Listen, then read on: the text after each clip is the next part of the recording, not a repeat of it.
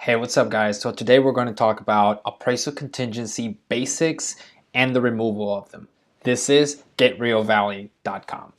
What is an appraisal contingency and why is it important when you're trying to buy or sell a house? That's the big question. So when a buyer makes an offer to a home they are trying to buy, there's always the appraisal contingency, which means that the buyer's lender who's giving them the money will have to come out and appraise the home and therefore justify the price that the buyer is offering on the home. In this seller's market, the sellers are a bit concerned that buyers are overbidding for the properties and offering more than the house is actually worth.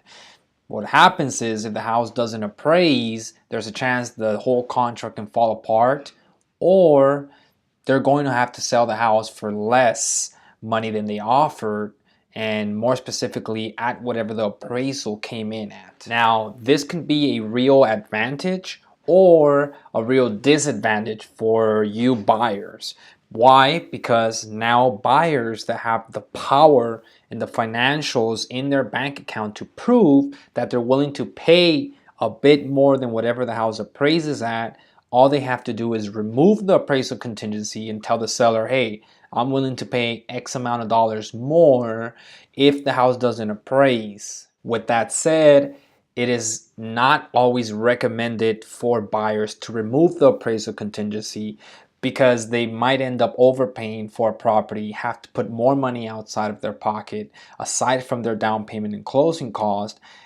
It is really only recommended if that is your home of your dreams, if that is the home you've been waiting for and you're willing to outbid anybody else.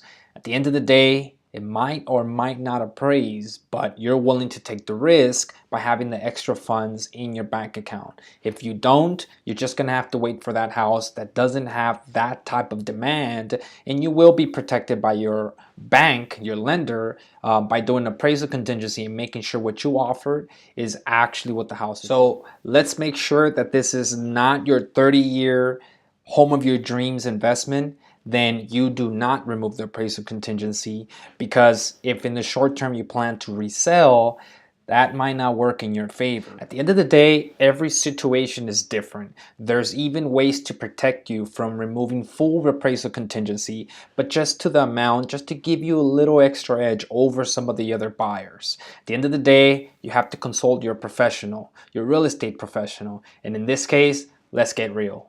This is your real estate professional. Catch you on the next video, guys.